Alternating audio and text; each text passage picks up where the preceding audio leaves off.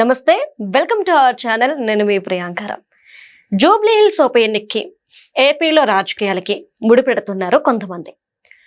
ఎందుకు ముడిపెడుతున్నారు అంటే, జగన్మోహన్ రెడ్డి గారు ఎక్కడ బీఆర్ఎస్ గనక గెలిస్తే ఈ ఉప ఎన్నికల్లో అక్కడ ఆయన రాజీనామా చేస్తాను అని చెప్పేసి ఆలోచిస్తున్నట్లు ప్రస్తుతం రాజకీయ విశ్లేషకులు అంటున్న మాట.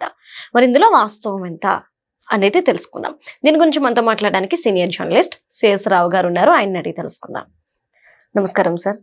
సార్, ఎక్కడ ఉప ఎన్నికలో బీఆర్ఎస్ పార్టీ గెలిస్తే అక్కడ జగన్మోహన్ రెడ్డి గారు రాజీనామా చేయడం ఏంటి? అసలు ఈ కొత్త అంశానికి తెర తీయడం ఏంటి? అసలు నాకేం అర్థం కావట్లేదు సార్. ఇప్పుడు ఇక్కడ ఎలక్షన్ ఫలితం ఎలా ఉంటుంది అనే దాని మీద పులివెందుల ఎమ్మెల్యేగా ఉన్నటువంటి జగన్మోహన్ రెడ్డి గారు రాజీనామా చేస్తారా లేదా అనేది మనం కంపేర్ చేస్తూ విశ్లేషణ చేసుకోవడం కంటే కూడా జగన్మోహన్ రెడ్డి గారు పులివెందులకి రాజీనామా చేయబోతున్నారు ఎమ్మెల్యే పదవికి, పులివెందుల ఎమ్మెల్యే పదవికి అనేది చాలా కాలంగా వినిపిస్తుంది. ఎందుకు చేస్తారు ఆయన అని అంటే, ఇప్పుడు ప్రజెంట్ 11 మంది ఎమ్మెల్యేలు ఉన్నారు ఆయనతో పాటు వైఎస్ఆర్ కాంగ్రెస్ పార్టీకి. ఈ 11 మంది ఎమ్మెల్యేలు ఉన్నప్పటికీ కూడా నాకు ప్రతిపక్ష హోదా ఇవ్వండి అని చెప్పి జగన్మోహన్ రెడ్డి గారు అడుగుతున్నారు. అది సాధ్యం కాదు, అసెంబ్లీ నిబంధనలు ఒప్పుకోవు అని చెప్పి స్పీకర్ గారు చెప్తున్నారు. దాని మీద రీసెంట్ గా కొద్దిసేపటి క్రితం కూడా రెస్పాండ్ అయ్యారు ఆయన. రాజ్యాంగ నిపుణుల్ని, ఆయా రాష్ట్రాల స్పీకర్లని అప్రోచ్ చేయడంట ఆయన. అప్రోచ్ అయ్యి ఇలా ఆంధ్రప్రదేశ్ లో 11 మందిని వైఎస్ఆర్ కాంగ్రెస్ పార్టీ వాళ్ళు గెలుచుకున్నారు, ప్రతిపక్ష హోదా అడుగుతున్నారు, మరి ఇవ్వచ్చా అని చెప్పేసి ఆయన సలహా తీసుకున్నారంట, అడిగారట. అడిగితే అది చట్ట విరుద్ధం ఇవ్వడము, రాజ్యాంగ విరుద్ధం, ఇవ్వకూడదు అని చెప్పి ఆయనకి రాజ్యాంగ నిపుణులు అలాగే ఆయా రాష్ట్రాల స్పీకర్లు చెప్పారని చెప్పి కొద్దిసేపటి క్రితం ఆయన అనౌన్స్ చేశారు తూర్పుగోదావరి జిల్లాలో స్పీకర్ అయ్యన్న పాత్రుడు గారు. దాంతోపాటు ఆయన 2 రోజుల క్రితం ఒక మాట అన్నారు. ఏమన్నారంటే, అసెంబ్లీకి రావట్లేదు 11 మంది ఎమ్మెల్యేలు, కానీ 10 మంది ఎమ్మెల్యేలు జీతాలు తీసుకుంటున్నారు. జగన్మోహన్ రెడ్డి గారు మాత్రం జీతం తీసుకోవట్లేదు, బట్ 10 మంది ఎమ్మెల్యేలు జీతాలు తీసుకుంటున్నారు. పని చేయకుండా జీతాలు ఇవ్వడం అనేది ఎంతవరకు కరెక్ట్? దీన్ని నేను సీరియస్గా పరిశీలిస్తాను, ఈసారి అసెంబ్లీ సమావేశాల్లో దీని మీద ఒక నిర్ణయం తీసుకోవాలని చెప్పేసి అనుకుంటున్నానని ఆయన చెప్పారు. అంతే కదా, ఇప్పుడు పని చేయకుండా ప్రజల నుంచి జీతాలు తీసుకోవటం అంటే ప్రజల సొమ్ముతోటి అనుభవిస్తాం మేము, అన్ని ప్రోటోకాల్, తర్వాత జీతాలు, బత్యాలు అవన్నీ కావాలి అని అంటే ఎలా వస్తాయి? ప్రజల కోసం మీరు పని చేయాలి కదా.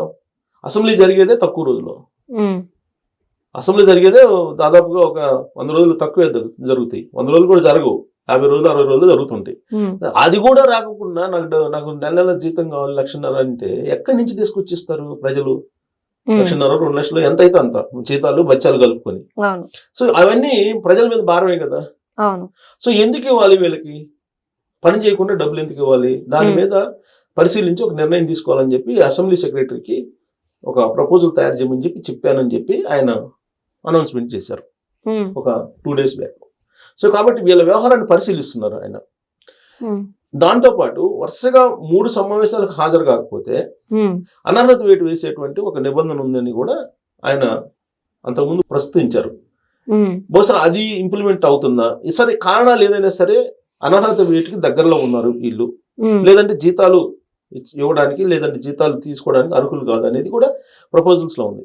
ఇవన్నీ ఉన్నటువంటి క్రమంలో వైఎస్ఆర్ కాంగ్రెస్ పార్టీ సంబంధించినటువంటి అధిష్టానం ఉండేటువంటి కొంతమంది కీలకమైన లీడర్లు ఇప్పుడు వైఎస్ఆర్ కాంగ్రెస్ పార్టీని ఎలా బలోపేతం చేయాలి అనే దాని మీద వాళ్ళు సహజంగానే ఏ రాజకీయ పార్టీ అయినా ప్రయత్నిస్తున్నారంటే అది కూడా ప్రయత్నిస్తున్నారు. దాంట్లో భాగంగా ఒక హిస్టరీని తీసుకొని వైఎస్ఆర్ కాంగ్రెస్ పార్టీ హిస్టరీని, వైఎస్ఆర్ కాంగ్రెస్ పార్టీ ఎలా బలపడింది, ఎలా అధికారంలో రాగలిగింది, మళ్ళీ ఎలా రావాలి అనే దాని మీద రివ్యూ చేసుకున్నప్పుడు రాజశేఖర రెడ్డి గారు చనిపోయినప్పుడు హెలికాప్టర్ ప్రమాదంలో ఆ తర్వాత జరిగినటువంటి పరిణామాల క్రమంలో వైఎస్ఆర్ కాంగ్రెస్ పార్టీని జగన్మోహన్ రెడ్డి గారు పెట్టుకున్న తర్వాత ఆయనతో పాటు ఒక 18 మంది ఎమ్మెల్యేలు వచ్చారు ఇది కాంగ్రెస్ పార్టీ నుంచి. వచ్చినప్పుడు వాళ్ళ చేత రిజైన్ చేయించి బై ఎలక్షన్స్కి వెళ్ళారు. బై ఎలక్షన్స్కి వెళ్ళినప్పుడు 15 మంది ఎమ్మెల్యేలు గెలుచుకున్నారు. అవుట్ ఆఫ్ 18 15 మంది ఎమ్మెల్యేలు గెలుచుకున్నారు సుమారుగా. అంటే జగన్మోహన్ రెడ్డి గారికి ప్రజల్లో బలం ఉంది అని చెప్పడానికి, అంటే కాంగ్రెస్ పార్టీ నుంచి విడిపోయినప్పటికీ కూడా జగన్మోహన్ రెడ్డి గారికి ఇండివిజువల్ గా బలం ఉంది అని చెప్పి ఆ ఎలక్షన్ ద్వారానే ఎలివేట్ అయింది. అప్పటి వరకు Jaganmohan Reddy Congress party DNA, Congress party ఉంది కాబట్టి నువ్వు గెలిచావని చెప్పి అనేవాళ్ళు. లేదంటే రాజశేఖర రెడ్డి గారు సీఎం అంటే కాంగ్రెస్ పార్టీ ఉంది కాబట్టి నువ్వు అయ్యారని చెప్పి అనేవాళ్ళు. ఈయన బయటకు వచ్చిన తర్వాత ఇతను బలం ఏంటి అనేది ఆ ఉప ఎన్నికల్లోనే తెలిసింది. అంటే జగన్మోహన్ రెడ్డి గారు స్ట్రాంగ్గా ఉన్నారు, బలంగా ఉన్నారు అని చెప్పి భావించినటువంటి వాళ్ళు ఆ భావన కలిగించడానికి ఈ ఉప ఎన్నికలు ఉపయోగపడ్డాయి అప్పట్లో. దాంతో 2014 ఎన్నికలు వచ్చేటప్పటికి చాలా మంది కాంగ్రెస్ పార్టీ నుంచి జగన్మోహన్ రెడ్డి గారి పక్షాన్ని జాయిన్ అయ్యారు. అదే కాంగ్రెస్ పార్టీ పతనానికి కారణం. సరే, 2014లో ప్రధాన ప్రతిపక్ష నాయకుడిగా ఉన్నాడు ఆయన, 62 మంది ఎమ్మెల్యేలను గెలుచుకుని ఆయన. ఓకే, సో జీరోలో ఉన్నటువంటి పార్టీని 62 మంది ఎమ్మెల్యేలకి 64 మంది 62 మంది ఎమ్మెల్యేలను గెలుచుకోవడానికి కారణం ఏంటి? 2014లో ఆ ఉప ఎన్నికలు. కాబట్టి ఇప్పుడు కూడా 2024లో ఓడిపోయిన తర్వాత ఈ పార్టీని మళ్ళా బయట తీసుకురావాలి, కొంచెం బలం చేకూర్చాలి పార్టీ కంటే, మళ్ళీ ఉప ఎన్నికలు అనేవి ఉండాలి అనేటువంటి థింక్ చాలా కాలం నుంచి చేస్తున్నట్టు ఆ పార్టీ వర్గాల్లోనే వినిపిస్తుంది అక్కడక్కడ. సో ఎవరి చేత రాజీనామా చేయించాలి? అందరూ రాజీనామా చేయాలంటే ఇప్పుడు 11 మంది ఎమ్మెల్యేలు రాజీనామా చేస్తే పరిస్థితి ఎలా ఉంటుందో తెలీదు. పైగా 11 మందిలో పెద్దిరెడ్డి, రామచంద్రారెడ్డి, అలాగే జగన్మోహన్ రెడ్డి గారు వీళ్ళిద్దరే, మిగతా అన్ని ఎస్సీ కాన్స్టిట్యున్సీలు. సో కాబట్టి ఎస్సీ కాన్స్టిట్యున్సీలు వాళ్ళ చేత రాజీనామా చేస్తే మళ్ళీ ఎలక్షన్ పోతే ఎలా ఉంటుంది? ఇప్పుడు అధికారంలో బలంగా కూటమి ప్రభుత్వం ఉంది, తెలియని సిచ్యువేషన్. అందుకే చేస్తే పెద్దిరెడ్డి రామచంద్రారెడ్డి గారి చేత చేయించాలి, లేదంటే తను చేయాలి. ఇవే 2 ఆప్షన్స్. సో పెద్దిరెడ్డి రామచంద్రారెడ్డి గారు చేసే పరిస్థితి లేదు ఇవాళ. ఎందుకు? ఆయన ఆల్రెడీ బీజేపీతో టచ్ లో ఉన్నాడని చెప్పి చెప్తున్నారు. ఈ మధ్యకాలంలో ఆయన కుమారుడిని మిథున్ రెడ్డిని ఐక్యరాజ్య సమితి సమావేశాలు పంపిస్తే ఇవన్నీ చూస్తే ఆయన బీజేపీలోకి వెళ్ళిపోతున్నాడని చెప్పేసి టాక్ ఉంది. కాబట్టి ఆయనే రిజైన్ చేసి పులివెందుల్లో ఉప ఎన్నికలకు వెళ్తే పార్టీ బలం ఏంటి అంటే ఈ ప్రభుత్వం మీద వ్యతిరేకత ఉందా లేదా అనేదానికి ఒక మ్యాండేటరీగా తీసుకుని వెళ్తే ఎలా ఉంటుంది అనేది ఆలోచన చేస్తున్నటువంటి క్రమంలో జూబ్లీహిల్స్ ఉప ఎన్నిక కనిపించింది ఆయనకి. ఈ జూబ్లీహిల్స్ ఉప ఎన్నికల్లో ప్రచారం ఏం చేశారు కేటీఆర్ గారు? ఇది రేవంత్ రెడ్డి గారి ప్రభుత్వానికి, రేవంత్ రెడ్డి గారి పాలనకి మ్యాండేటరీ ఈ ఎన్నికల ఫలితం అని చెప్పి అన్నారు కదా. సో ఒకవేళ బీఆర్ఎస్ పార్టీ ఇక్కడ గెలిస్తే, ఇప్పుడు బీఆర్ఎస్ పార్టీ పడిపోయినటువంటి గ్రాఫ్ 18% పడిపోయింది. అసలు సగం పార్లమెంట్ స్థానంలో డిపాజిటర్ రాలి 2024లో బీఆర్ఎస్ పార్టీకి.